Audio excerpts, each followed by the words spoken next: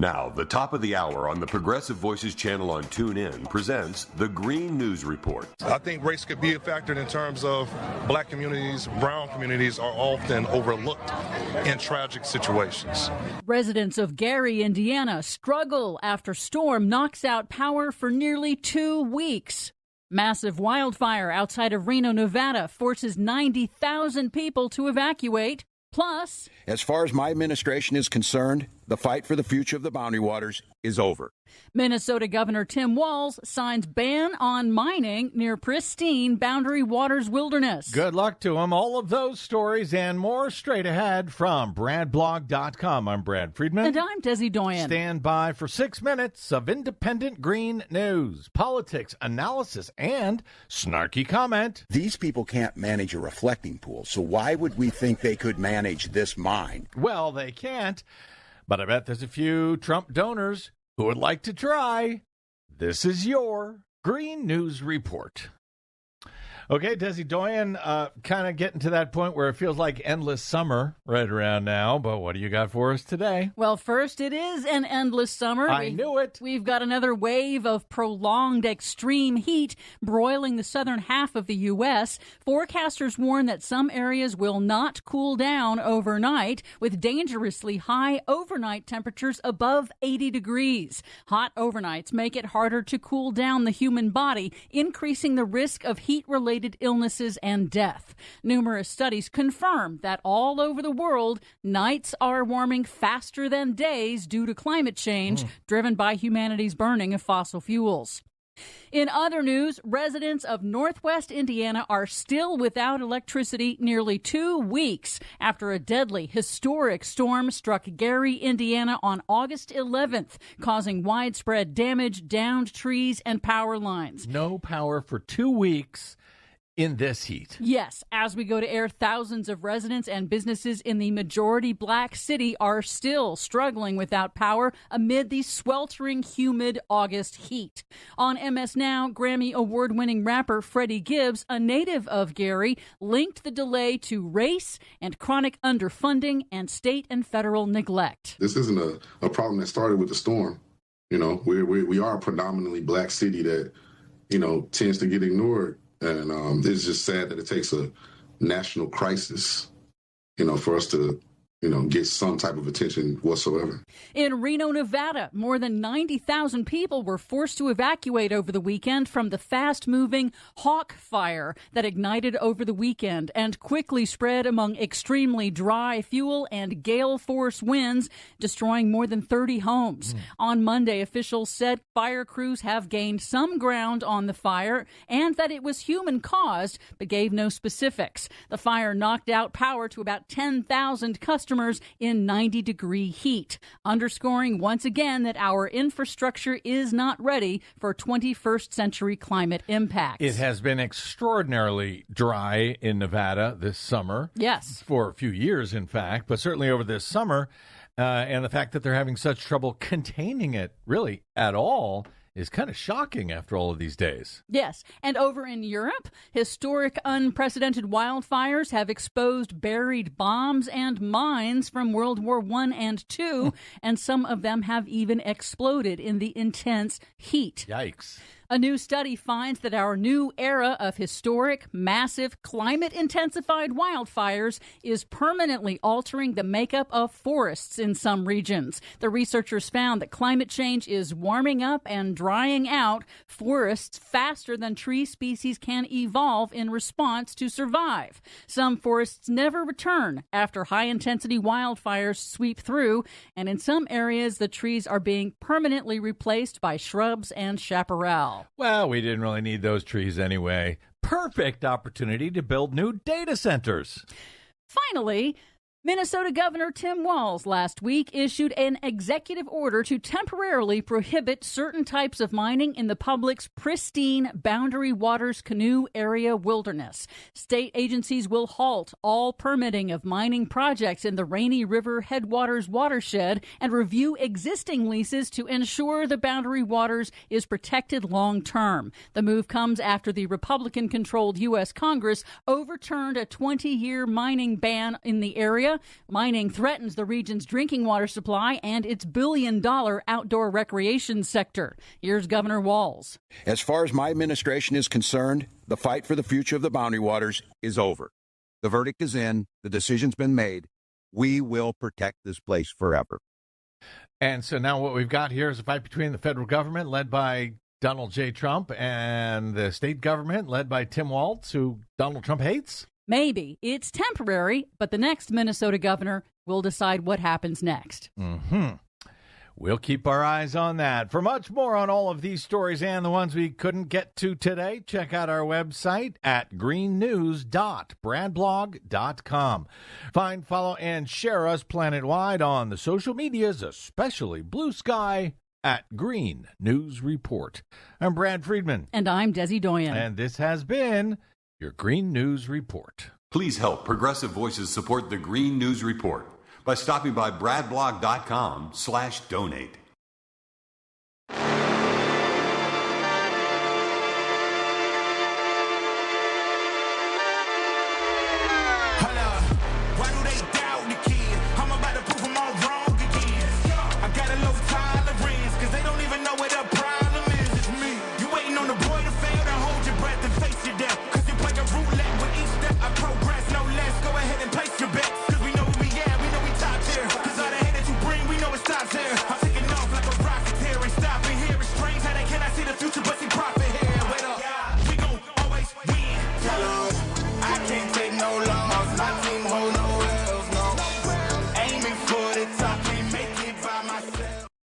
Hey, welcome back. It's a Thursday show. We're going hard through the week. It's Brett Breaks Things. Appreciate y'all coming back with me.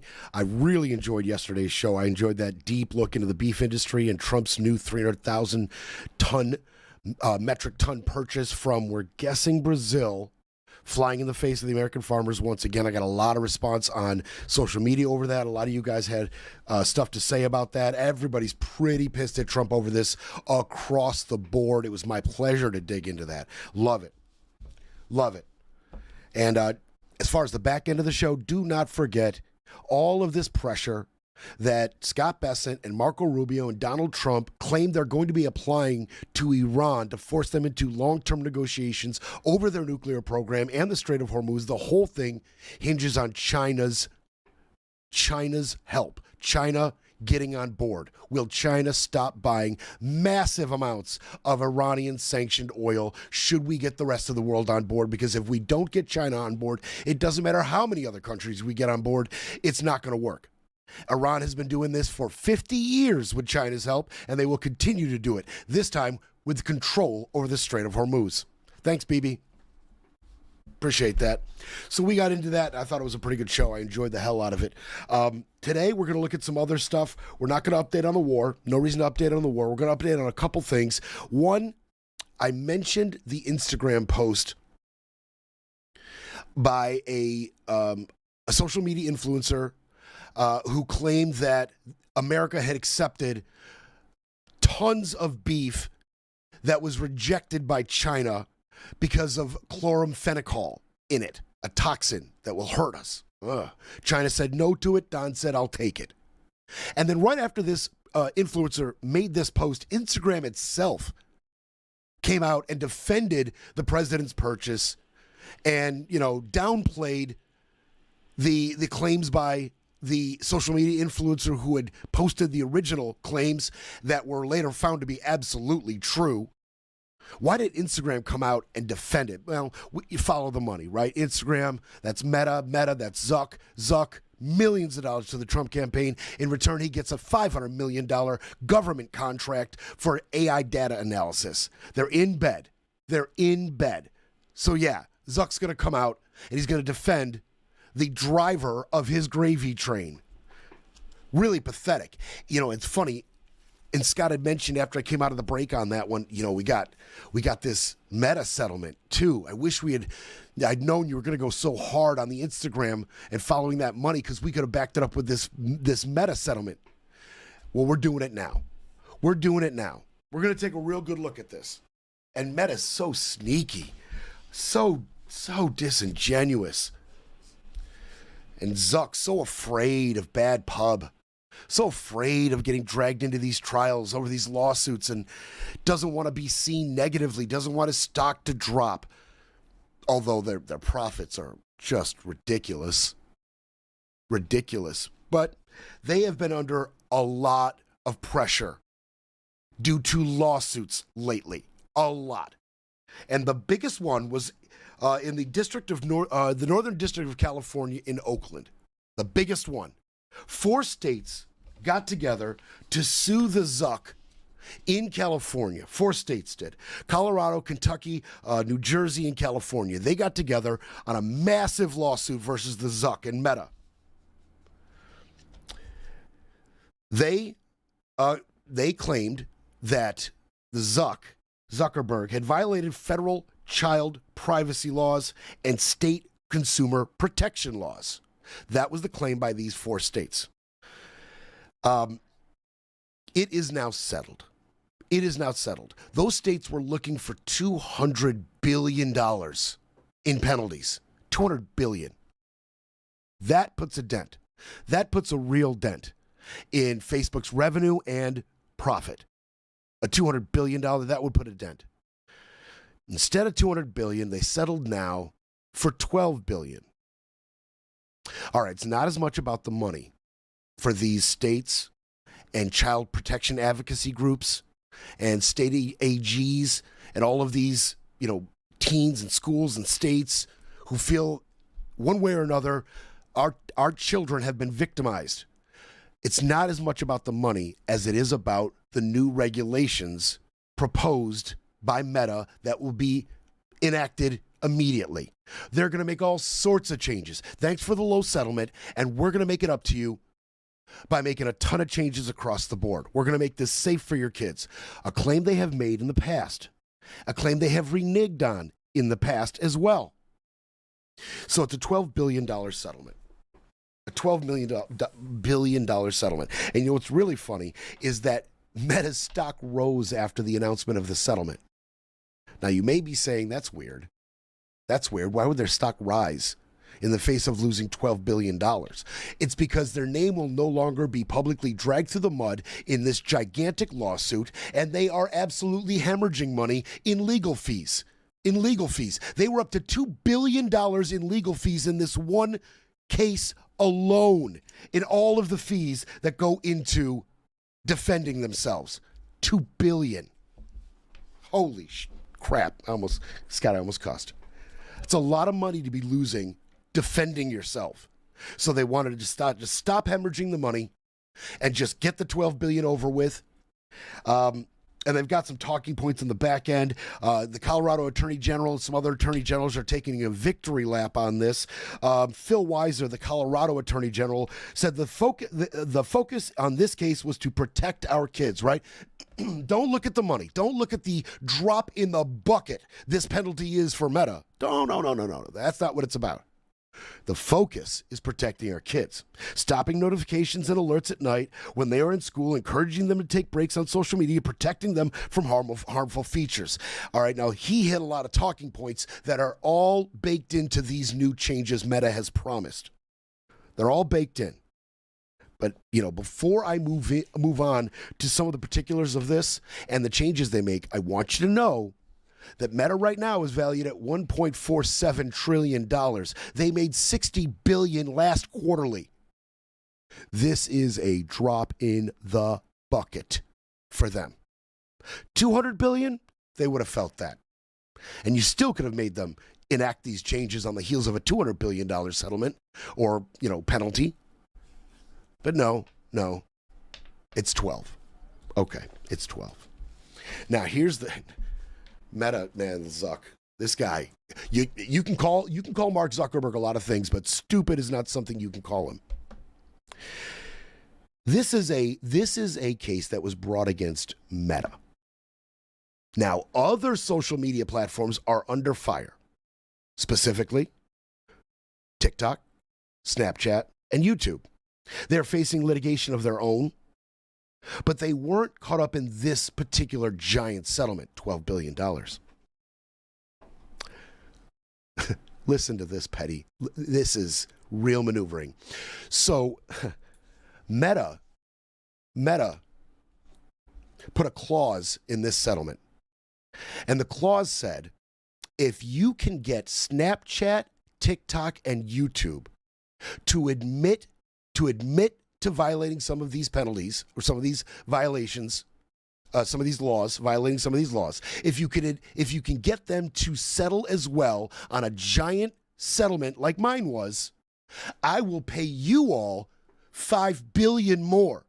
They are incentivizing the other districts to find these other three entities culpable and hit them with giant settlements to the tune of $5 billion. That is the incentive in these other lawsuits. $5 billion. Why are they doing that? One, hey, it's not just us. It's not just us. It's them as well. And if you're going to make me make these changes are going to hurt my engagement. It's going to drive people to these other platforms. Not only do you need to hit them with the settlement, but you need to make them adhere to the same changes that we are promising here. Otherwise, they will have a very unfair advantage. Now, I know I can't make you, says the Zuck, but how's $5 billion in incentive? That's right. This settlement goes up to $17 billion if Snapchat, TikTok, and YouTube are found liable and also come to a settlement in their cases for a similar amount with the similar changes. Crazy. It's like getting hauled into the principal's office with three of your friends, and the principal saying, you know what, you, Billy, you're the one who started this. You're the one who's the most egregious offender in this, whatever it is, and I'm hitting you with detention. And then Billy pulls out a 10 spot and says, hey, principal, hit these other three with detention as well. Crazy. So, yeah, this isn't the only other lawsuit. Not the only other lawsuit. They've been hit, by actually thousands of lawsuits, as has YouTube, as has Snapchat. All of these lawsuits accuse these platforms of targeting and addicting our young people in one way or another. Now, their defense across the board on all of these cases, they have added safety features for children in the past. That's one defense. We've been trying to do our best here. And that they are protected by law, Section 230 of the Communications Decency Act, which does not hold social media companies liable for what their posters and their users say online and do online. It's an important law that shields them from liability across the board. People are responsible for what they post, what they say, how much they watch, when they watch. That's the defense. That was the defense all the way up to this settlement. But they weren't willing to continue with this, okay? They've got other cases to turn their attention to, and it's not clear what this settlement, what effect it will have on these other cases.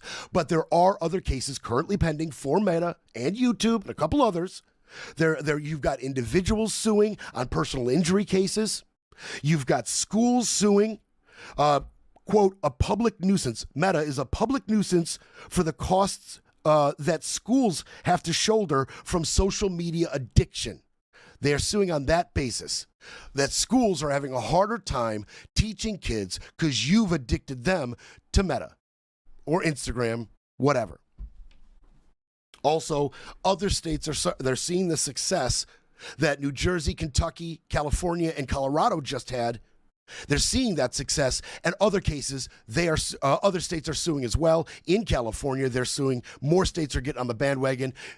Again, we'll see what effect this settlement, possibly 17 billion, right now 12.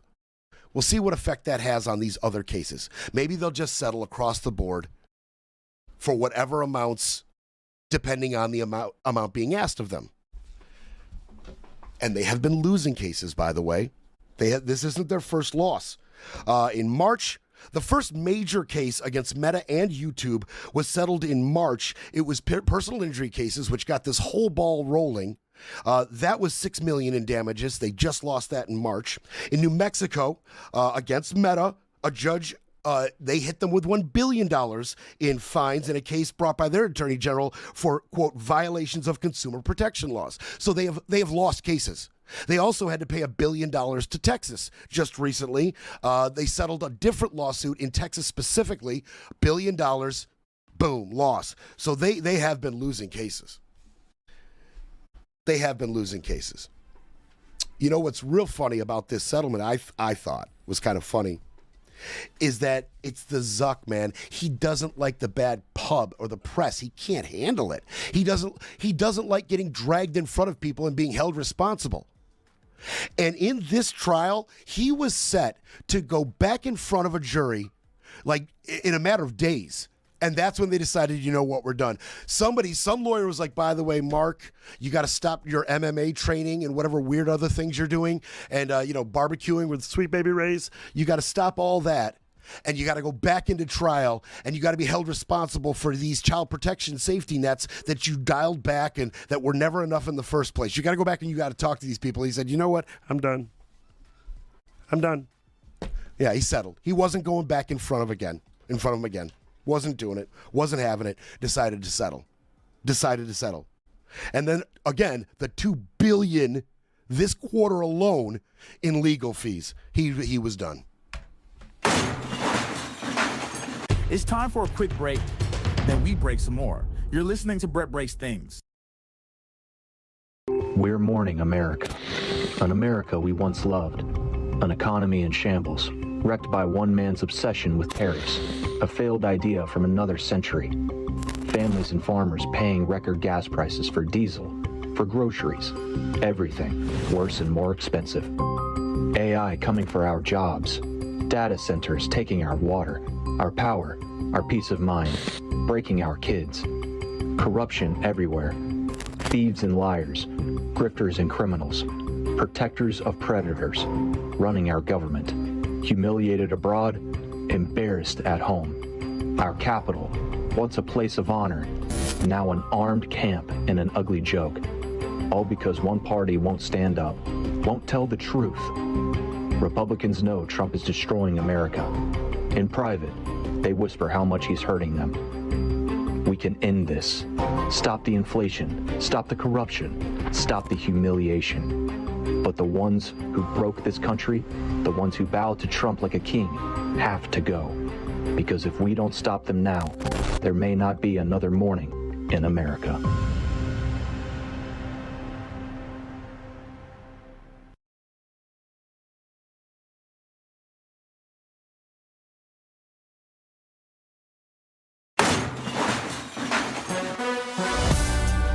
You're back with Brett Breaks Things, because silence isn't an option. All right, so the Zuck has to make all these changes to Instagram and Facebook, Meta. He has to make all these changes. What are we talking about? He's going to try to interrupt endless scrolling. He's going to put 2-hour daily time limits on it. If he can convince other districts to get Snapchat, TikTok, and YouTube on board, they might try to implement a 60-hour limit for teens. What else?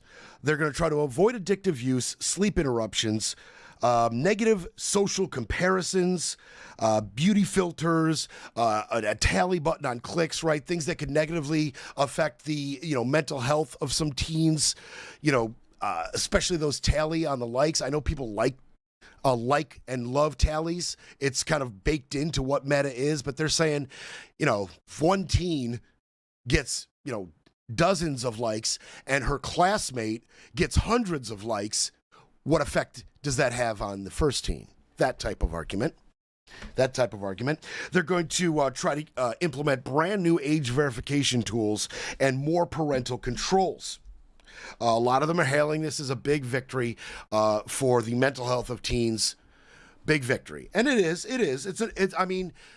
Right now, it's a big referendum. It's a symbolic win on a grander scale. It's a symbolic message that we're going to actually take steps to rein in these social media platforms and their effect on our teens.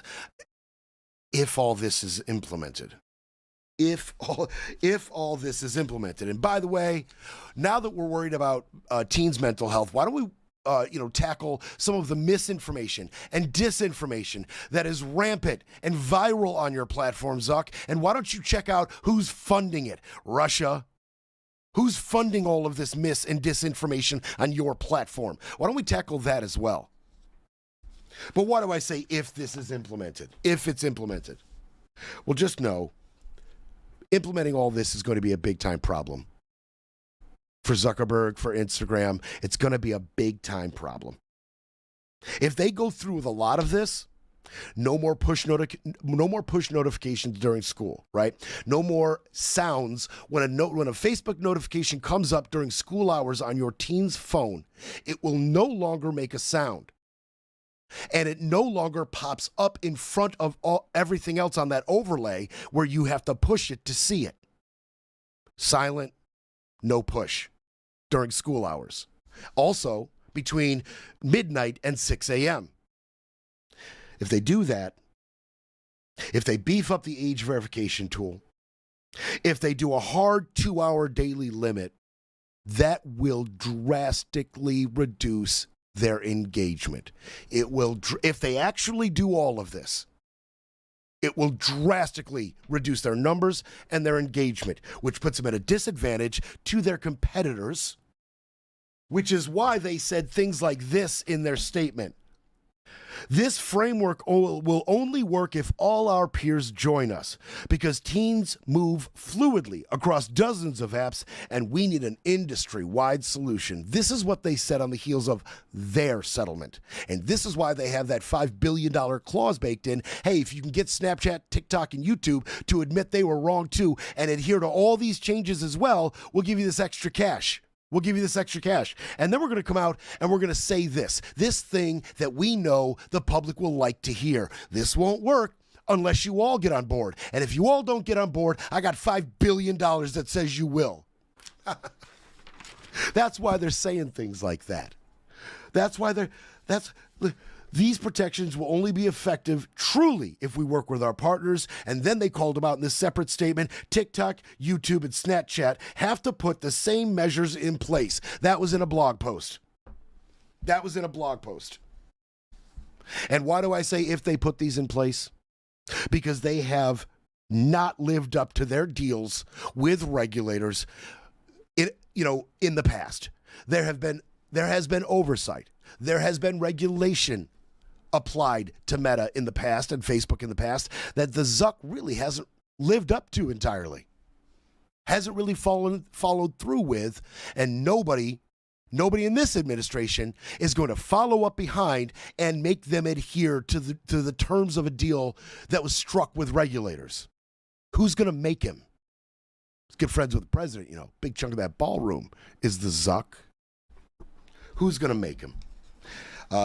Some critics sounded off. One said it's a cynical grab for public goodwill. This attempt to position themselves as the good guys is just another Meta PR campaign. Yeah, that's true. That is true. And they have to campaign because their name's been dragged through the mud for a couple years now with all this litigation, all this ongoing litigation, failed litigation. Yeah, they're going on a PR campaign. They're trying to clean it up. And they're trying to force and bully everybody else, all the rest of the big boys in social media, to have to adhere to the same changes, clean it up as well. But obviously they do have a point.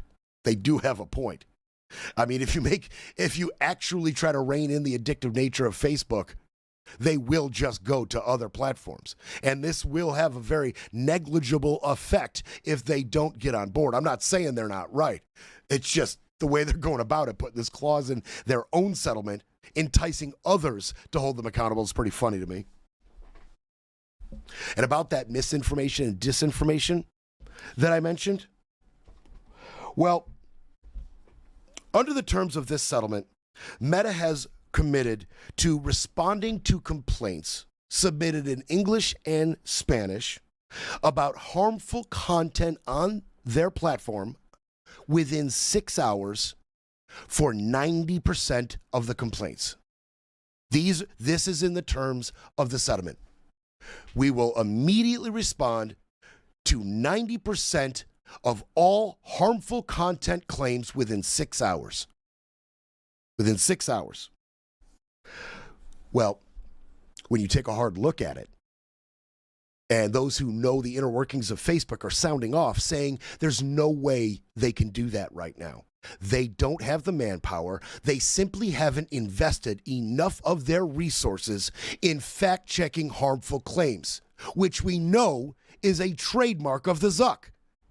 As a matter of fact, last year, they used to have, for a couple of years after they got hit with other regulations, they used to have and spend money on a third-party regulatory body, a third party that would constantly monitor everything posted on Facebook, and they would put harmful claim submissions in. They would red flag harmful posts for misinformation, disinformation, or anything else. Just last year, he fired them all. He fired them all after having already scaled back that department within Meta. So he scales it back years ago, leading to rampant misinformation. In response to criticism, he says, okay, we'll hire this third party. So we've got the scaled back personnel to red flag harmful stuff. We got the scaled back number within Meta. And the third party that he hired to make up for that has now been fired. But he's out here claiming, no, we'll get to everything. We'll get it all now. Thanks for the correction. You guys, you really showed us. And people who know the inner workings are like, there's absolutely no way you're going to be able to pull that off. It isn't happening. It isn't happening. And as far as the age verification tools go, come on. How many of you have kids or had kids around this age while social media was a thing? They are motivated, creative, desperate to defeat your age verification tools. I mean, what a joke. You're going to claim that your new tools are going to absolutely stop those under 13 from accessing the site and those under 18 from being able to get around all of these new safety features. That is bull crap. If any of you have raised a teenager, please, good luck. Good luck keeping them from anything that they want to see. Good luck. And that's across the damn board. I have been horrified a number of times already. Way too damn savvy. Way too savvy. We'll be back to break it all down. You're listening to Brett Breaks Things.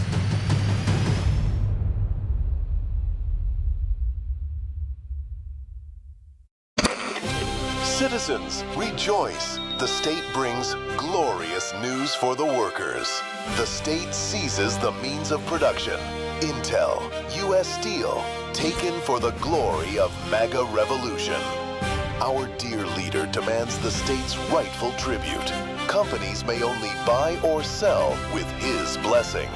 In his wisdom, the chairman alone picks winners and losers. He decides what the factory builds, where it stands, which worker keeps his job. No decision too small for our beloved chairman. And behold, the sons of the party. When these champions of the people grace a company's board, government contracts rain down. Drones, defense, mining, millions in shares. Such natural talent runs in the chairman's bloodline. And on every street, the loving embrace of state security. A free people has nothing to hide. Until you love constant surveillance, you don't love the state. Has there ever been a worker's paradise so great, so beautiful, so tremendous? Sound ridiculous? Of course it is. When all they have left to scream about is imaginary communism, remember, it's not an accusation, it's a confession.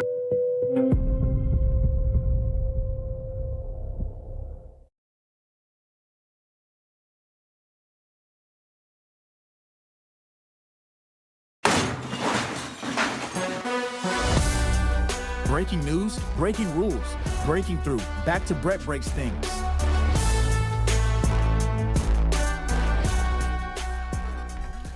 All right, let's keep it moving. Let's keep it Oscar Mike around here. We detailed here on the show DHS's new initiative to support and facilitate Donald Trump's campaign war on our voting, especially mail-in balloting. They have their brand new SAVE system. They have ICE agents out sniffing around for unregistered voters and, undocumented immigrants who are trying to vote in our elections. Oh, yeah, the whole deal. But I had to make clear at the time, just because they're doing that doesn't mean they've lost focus on Don's immigration policy. Far, far from it. Because they have nothing but time and cash. Nothing but time and cash. And when I say cash, I mean they've got a ton of it in ICE. They got the $70 billion from the One Big Beautiful Bill, right? You know that. They got the $70 billion reconciliation gift from the Republicans this year. That's $140 billion through legislation in just 2 years. $140 billion for ICE. For ICE. Don't forget how that reconciliation played out as the Democrats, valiant effort, tried to hold out on the DHS funding and then watched the Republicans run an end around as they come to agreement with DHS funding without ICE attached, carve out for ICE, and then the Republicans just take that ICE funding, push it through reconciliation, simple majority, we're done here, an extra $70 billion. Eesh. They've got a brand new secretary in DHS and noted amateur pugilist Mark Wayne Mullen. Kristi Noem out, Bovino out, Mullen in. Border czar Tom Holman in. Bigger role. New initiative. I mean, this is the only issue that is currently still working with MAGA Republicans and conservatives in this country. I mean, it is the only major issue that is still working for them because everything else has failed to resonate with your voting base, which is why you're going to get your ass kicked. Your foreign policy, your domestic policy, your economic policy, your tariffs, all of it. Really unpopular. But not this. This is what they did it all for. To turn on Fox News and see brown people hooded, zip-tied, and tossed into the back of a van. And then get the juicy numbers on just how many have been rounded up, detained, flown out. This is what they did it for. For a lot of those Republican single-issue voters, their single issue was racism. And I'm not afraid to say it. The reason many of these MAGA Republicans are with this guy through thick and thin, it's because he's their guy. He says he's not racist, but the racists think he's racist, and they love him for it. And they love him more than they hate everything that comes with it. So this works. This works for them. Big time.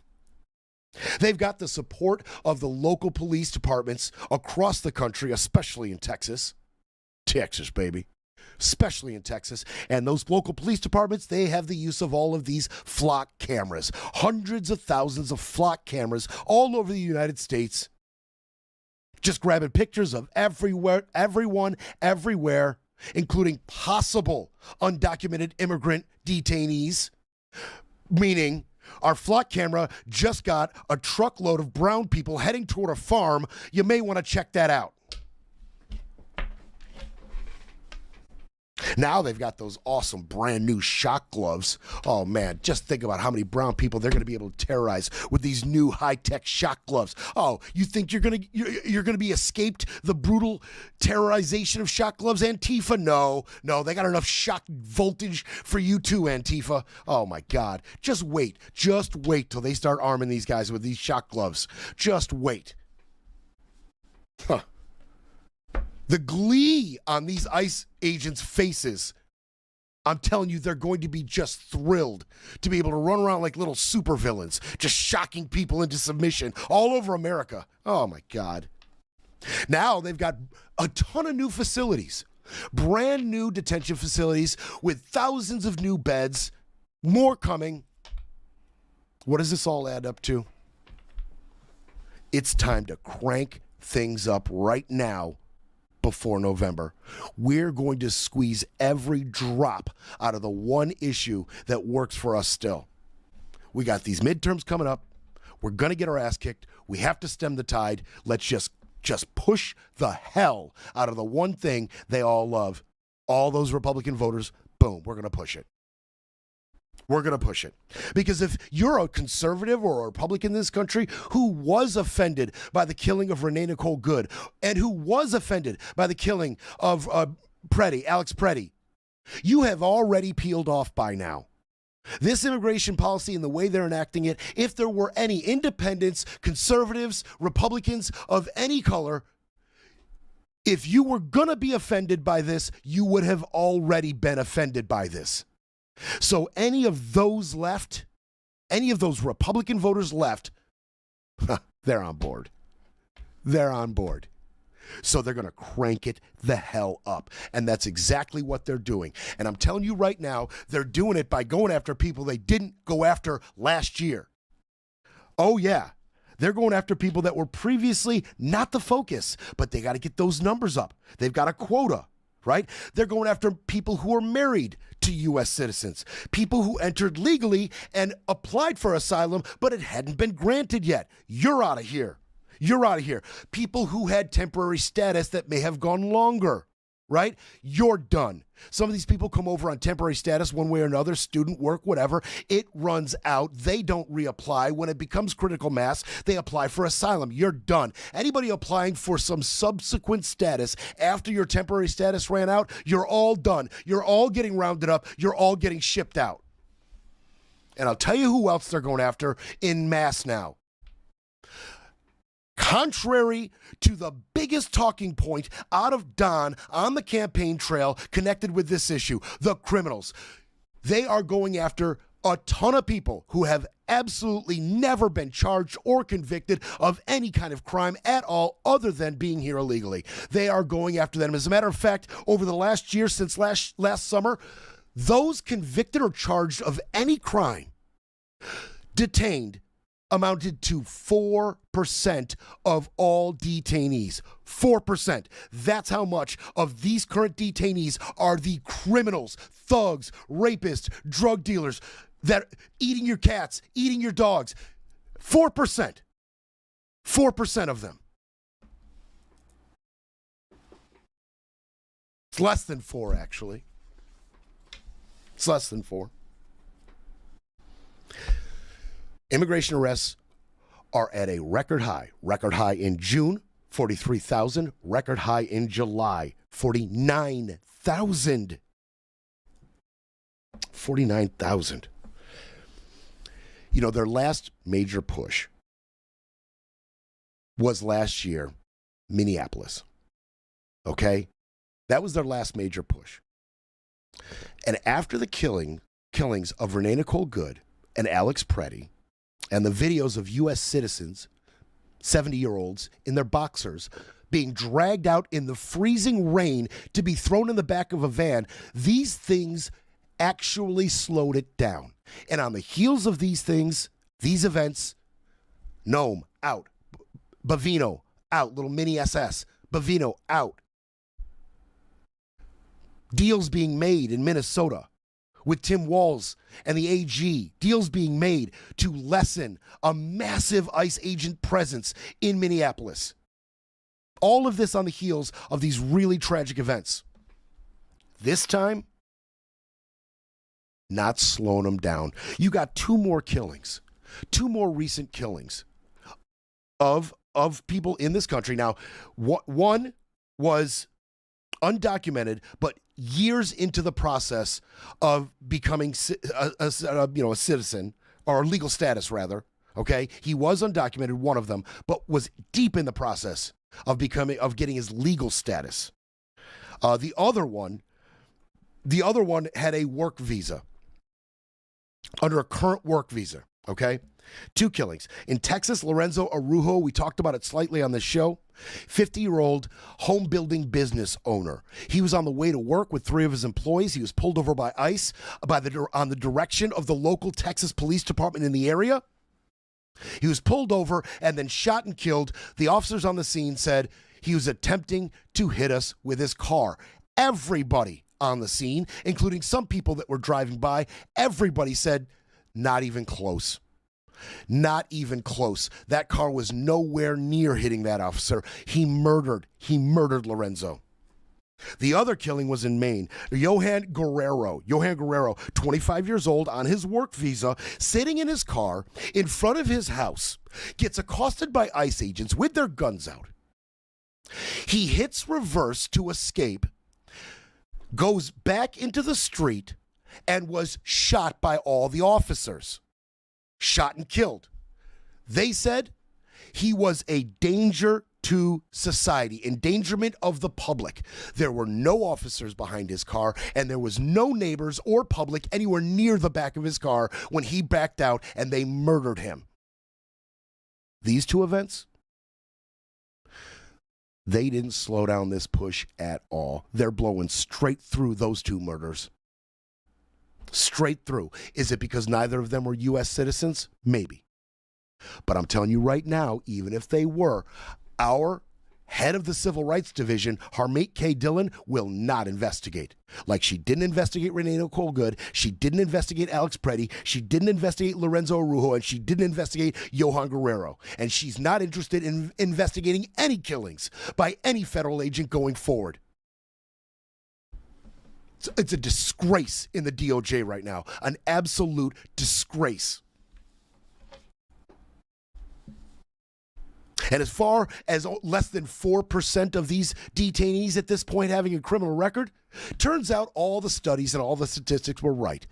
Undocumented immigrants, they commit far less amount of crime than U.S. citizens do. Why? Because they don't want to bring attention to themselves. They know if they do, they're gone. So they go about their business low, under the radar, not committing crimes. You're fresh out of your criminals. You're fresh out of your gang members. You're fresh out of the ones that you can tout around, fly off to El Salvador, and then get a photo op with Kristi Noem in front of 100 kneeling, captives. Those days are already over. They were over at the beginning of this immigration push. You are fresh out of hardened career criminals to deport. You're fresh out. I'm sorry. It's going to be those trying to take advantage of the American dream, or those who are currently a part of the American dream. Your farmers, your construction workers, service industry, restaurants. The ones that were actively trying to get asylum, extend their stay, get a legal status one way or another. And even if they weren't, they were trying to stay low, under the radar, get work, provide for their family in a country that's far less violent and far less economically unstable than the one they came from. And I will remind you that in 2023, the undocumented immigrant population of this country provided $96 billion with a B dollars to our taxes. To our tax revenue, $96 billion.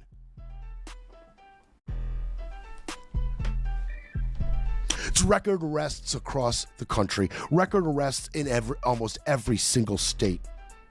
Montana and Vermont barely has a ICE presence, double the amount of arrests ever recorded in any one month in both of those states. Florida and Texas, they excel. Randy said it. I've said it. These 2 states, these 2 governors, these 2 state legislatures are in a race, a knockdown, drag them out fight to be the most zealous, the most in lockstep with Donald Trump. And so, of course, just surging numbers in Texas and right here in Florida. And they're doing it with so much help from the local police departments.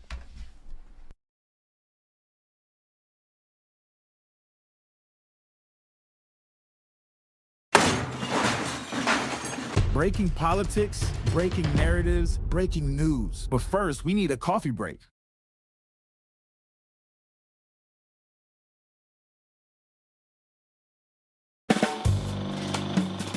Who's your favorite mob lawyer?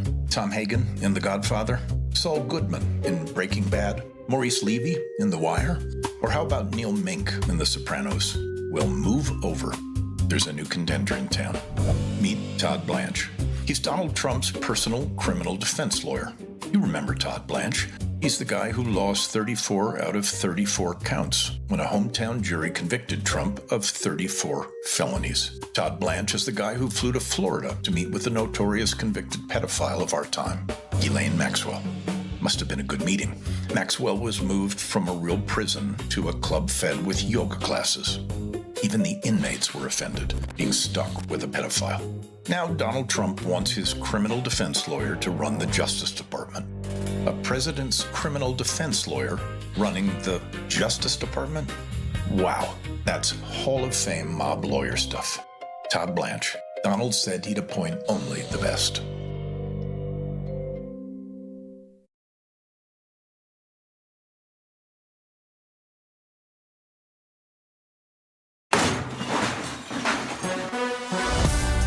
You're listening to Brett Breaks Things, pushing back, speaking up, and holding the line.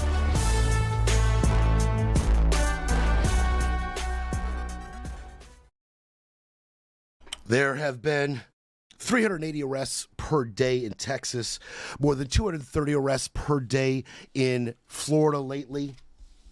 Just absolute shining examples of Trump philosophy.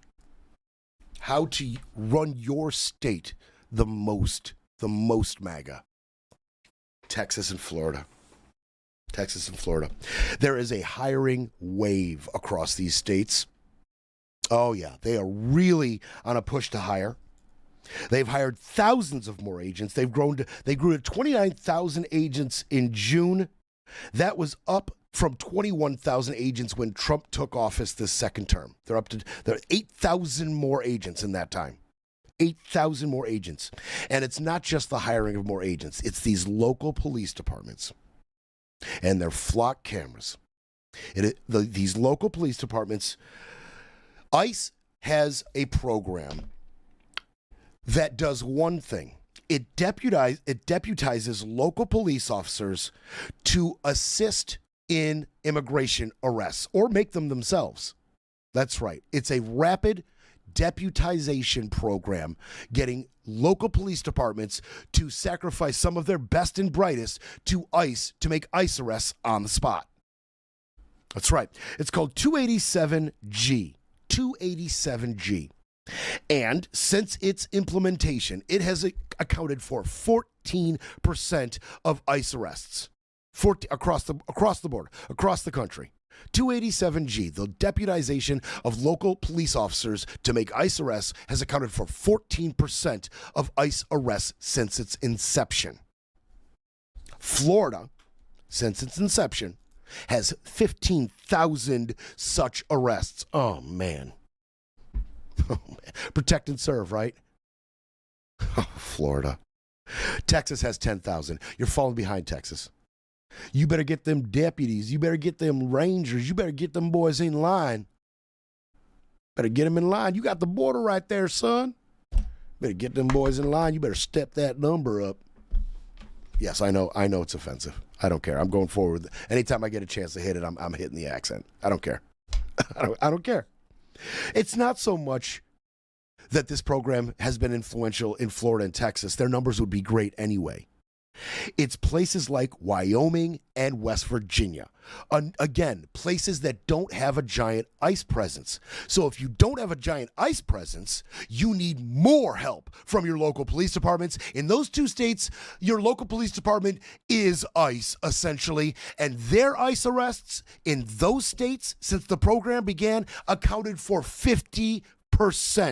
50% of the ICE arrests in Wyoming and West Virginia are made by local police officers. This is a police state. when all of your agencies from high to low are all in lockstep with no oversight toward the same racist, unconstitutional goal. This is a police state. Don is an authoritarian. I mean, this is what it looks like. They're watching you. They're pulling you over based on location data from one of their 5 flock cameras in your city.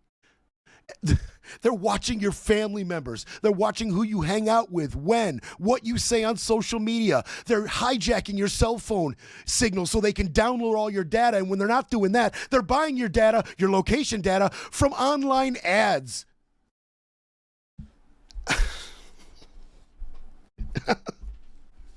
And then when they show up, they got these cool new gloves and they can shock the crap out of you like a Spider-Man villain. Zzz, zzz.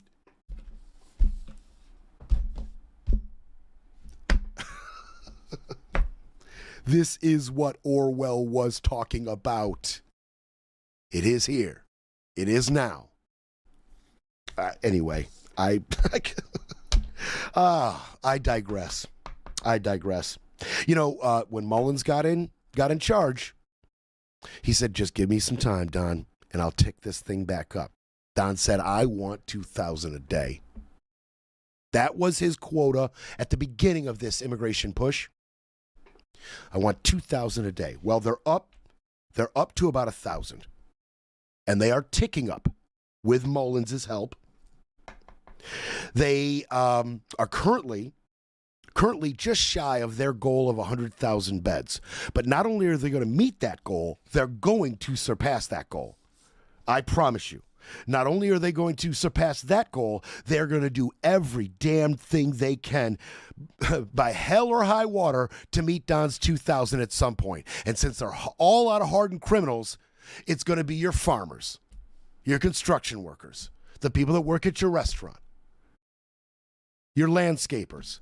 And when I say your landscapers, I mean my landscapers. We had one of our landscapers about a year ago now. We had a landscaping company doing our landscaping, and they just stopped showing up. Why? Because their workers stopped showing up. Why? Because Florida is leading the pack in ICE detentions and arrests. So when I say your landscapers, I mean mine. I mean this is real. I have people telling me within my life, in my orbit, yeah, the people that work for me are scared to death to come to work for me. They're scared to fly in here. They're scared to come to work. They don't know who to turn to. It's crazy. The environment is absolutely terrifying. I'm watching updates on my social media. High Pluxo in Congress, Jog in Lake Worth. We got an ICE raid here. Like dozens of ICE agents swarming large, corners here in my neighborhood. Like, people are trying to warn each other. It's a bonkers environment. It is frightening. It is terrifying. It doesn't feel much like America. Not the one I was born into. It feels like one of those countries that they warned us about elsewhere for years. This is why democracy is so important. We could be them. We could be them. We could be that hermit nation. We could be that authoritarian nation, that, militaristic dictator. We could be them. Now we look like them. Now we look like them. And the Republican voters love it. They can't get enough. Can't get enough. They do not care the effect on the economy. They do not care the tax revenue generated by undocumented immigrants. They do not care that this country was founded on immigration. They do not care. Supreme Court's up there shooting down Section 2 of the Civil Rights Act, of the Voters Act, shooting down Section 2, saying with Kavanaugh out here saying, racism isn't the problem you think it is anymore. This Section 2, it doesn't even apply anymore in Louisiana. They're not racist in Louisiana anymore. Racism isn't even a major social issue anymore. We shouldn't be having constitutional sections based on racism that applied only in 1870. No. No, we're not racist anymore. So, along with this massive detention push, What else is Don doing? I told you just yesterday or the day before that he's setting out to cancel 200,000 temporary visas that were either gained through an asylum claim that was never resolved or has run out, and the recipient of that expired visa is now submitting an asylum claim. Those people specifically, you're out. 200,000 of them, you're out. You're out. Right now, the only visas that are safe, and by the way, they might kick you out for protesting. They might kick you out for a social media post. There's a lot of reasons they might kick you out right now. The only people that are safe are people who, while they were in their home country, went to their embassy and applied for a work or student visa, waited for that application to go through, got that application approved, moved to the United States, and they are currently within the bounds of the time frame of that visa, like you're right now in legal status time-wise. Only those people right now are safe. That's it. So what's the administration going to do about that? Well, the State Department just released a statement saying that it has launched a global training initiative in every U.S. embassy across the globe. And because our embassy workers need to be retrained on these new rigorous U.S. standards, we can't take any more applications. Till when? We'll let you know.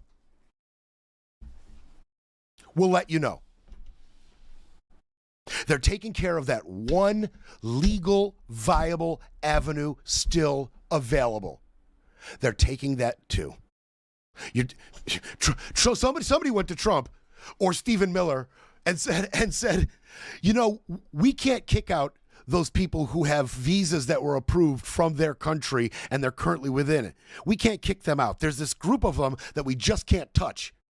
And Don said, touch them. Get them. Get them too. How can we make that stop? And the State Department came up with this little ditty, this little gem. Now, if you ask them, what's the training involved? Who will have to go about this new training? How long will this training take? They don't have any answers for you. The only answer they have for you is no more applicants. And if you had a current application, you received an email saying, sorry, canceled, we'll get back to you.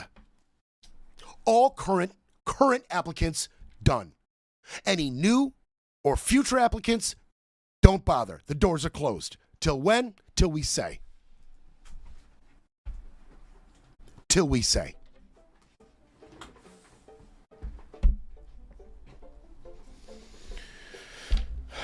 That's a sneaky little move. That's a sneaky little move. Yeah, they have to be, the training has to be upgraded constantly and comprehensively. It's a work in progress. We just don't have any answers for you. Well, a judge on Friday, Judge Jeanette Vargas, she had something to say. Yeah. She immediately struck this down in 75 countries. She said, stop right there.